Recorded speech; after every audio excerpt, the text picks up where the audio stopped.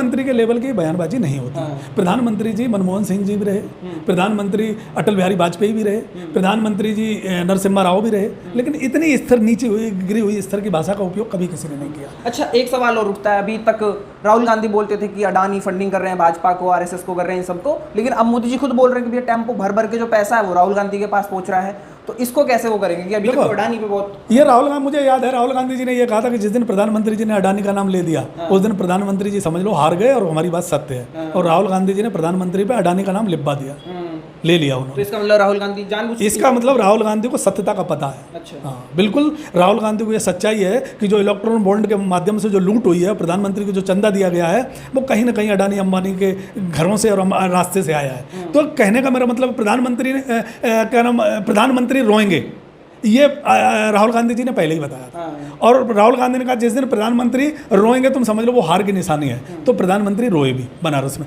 तो कहने का मेरा मतलब यह है कि अखिलेश यादव जी और राहुल गांधी जी इतने परिपक्व नेता हो चुके हैं कि उन्हें, मुझे लगता है कि आने वाले भविष्य में देश का क्या होने वाला है वो भी पता है। और प्रधानमंत्री जी अब सत्ता के नशे में इतने चूर हो चुके हैं, इतनी उन्होंने अपनी जिंदगी को इतना वो कर लिया है, अयासियों में लिप्त कर लिया है कि वो प्रधानमंत्री जी अब जनता की भावनाओं को समझ नहीं पा रहे। अच्छा, पहले बोला था आरएसएस कहीं ना कहीं भाजपा का बैकबोन है और कैडर भी है, सारा वोटिंग भी करता है। अब आरएसएस कह रही है हमें समझ नहीं आ रहा है क्या कर रहे हैं। प्रधानमंत्री जी को गरूर इतना हो गया कि उन्होंने आरएसएस के पिछवाड़े पे लात मार दी। वो ये नड्डा का एक बार कटिंग पढ़ रहा था, पेपर में आया था कि आरएसएस की जरूरत अटल बिहारी वाजपेयी के समय में थी, अब हमें आरएसएस की जरूरत थोड़ी ना।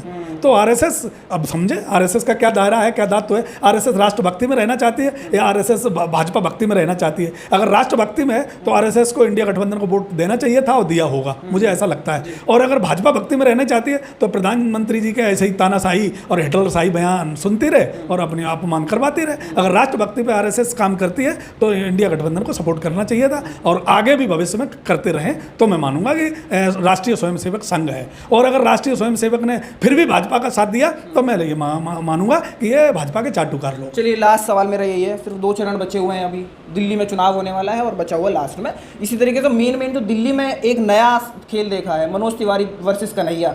खेल बदल चुका है, सारी आंखें दिल्ली की तरफ भी है। तो कैसे देख रहे हैं? मनोज तिवारी तो बोलते नजर आ रहे हैं ऐसे 36 आए हैं, 36 चले जाएंगे, मोदी जी के नाम पे ही हम जीत जाएंगे। अच्छा, मुझे आप ये बताओ कि मनोज तिवारी क्या है? एक मामूली नाचने गाने वाला और फिल्म में काम करने वाला व्यक्ति है। वो जनता की भावनाओं को क्या समझेगा? वो तो सिर्फ उसे हवाई जहाज हेलीकॉप्टर से लाया गया, उतार दिया गया। वो मुझे बताओ किसी की शादी में, संबंध में, मरे में, गिरे में, किसी के अच्छे में, बुरे में कभी गया हो? दिल्ली की जनता में कभी गया हो? और यहाँ तक सुन लो पहले, यहाँ तक कि जो अपना दिया हुआ फंड, जो 17 करोड़ रुपए के आसपास उनका फंड आया था, वो फंड भी खर्च नहीं कर पाया। तो मुझे ये बताओ क्या ऐसी खासियत है मनोज तिवारी में जो वहाँ की जनता वोट दे उसे?